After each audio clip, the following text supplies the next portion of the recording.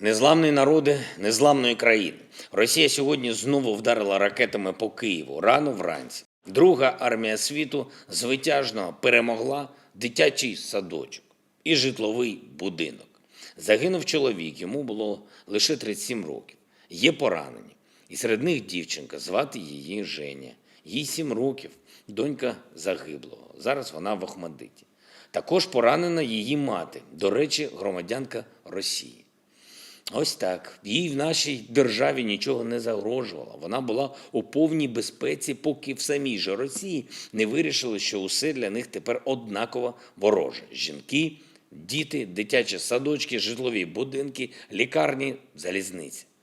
Ракети били і по Миколаївській області, і по Чернігівщині, і по Одесі, і по Черкасам. Артилерійські і мінометні обстріли не зупинялись і на Харківщині, і в Сумській області, і на Донбасі, і на півдні нашої держави. Мої співчуття рідним і близьким загиблих. Усім, хто був поранений, надається вся необхідна допомога. Частину ракет збито, але тільки частину. Нам потрібна потужна протиповітряна оборона, сучасна, повністю ефективна, яка може дати повний захист від цих ракет. Про це щоденно ми говоримо з партнерами. Є вже деякі домовленості, і партнерами треба рухатись швидше, якщо вони дійсно партнери, а не спостерігачі. Затягування з передачею зброї нашій державі, будь-які обмеження – це насправді запрошення для Росії бити знову і знову. Окупантів, цих терористів, треба бити з усієї сили, щоб вони не думали, що можуть тиснути і когось переграти.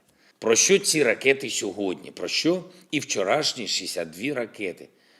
Це за одну лише суботу, за 24 години. Вони про російський почерк. Робити ескалацію щоразу, коли відбуваються міжнародні події. І водночас вони про рішучість. Про те, наприклад, що лідери Великої Сімки, які саме сьогодні зібрались в Німеччині на саміт, мають достатній спільний потенціал, щоб зупинити російську агресію і проти України, і проти Європи в цілому. Це можливо. Але це можливо тільки, якщо ми отримаємо все те, що запитуємо. І саме у такі терміни, у які потребуємо і зброю, фінансову підтримку, і санкції проти Росії. Інакше у цій війні не може бути, бо саме тут, в небі, над Києвом, в морі, біля Одеси, на землі Харківщини, Донбасу, у Херсоні і в Запорізькій області, ось де вирішується, яким буде життя в Європі надалі. Саме у нас, в Україні. І ніде більше. Звичайно, немає у Росії стільки ракет, скільки у нас є впевненості у власних силах, але російську зброю може зупинити тільки потужніша зброя. Говорив сьогодні про це з прем'єр-міністром Канади Джастіном Трюдо. Як можемо ще посилити оборонну підтримку для України і як можемо ще посилити санкційний тиск на Росію. Подякував Джастіну за вже надану допомогу, одну з найбільш відчутних. І сьогодні хочу сказати ще декілька речей, дуже адресних. Во-первых, все летчики, диспетчеры, техники и другие люди, которые обеспечивают запуск ракет по Украине, должны понимать, мы всех вас найдем. Каждый из вас будет отвечать за эти удары. И если кто-то думает, что уйдет от ответственности, сказав, что такой был приказ, вы ошибаетесь. Когда ваши ракеты бьют по жилым домам, это военные преступления. Суд – вот что вас всех ожидает. И вы не спрячетесь нигде.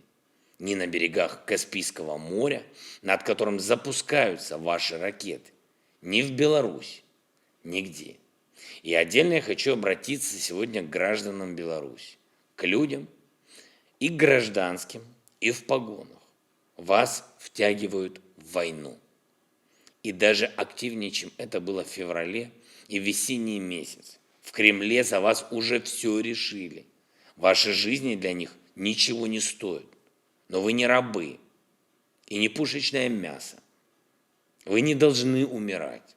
И вы в силах не дать никому решать за вас, что вас ждет дальше. Я знаю, что народ Беларуси поддерживает Украину. Они поддерживают нас, точно нас, а не войну. И именно поэтому вас, всех белорусов, российское руководство и хочет втянуть в войну, хочет посеять ненависть между нами. От простых людей Беларуси сейчас зависит очень многое. И я знаю, что вы можете не участвовать в этой войне. Ваши жизни принадлежат только вам. І только, а не кому-то в Кремлі. Україна буде захищатись від ударів з будь-яких напрямків і з будь-якої зброї. Я впевнений, ми вистоїмо і повернемо все своє.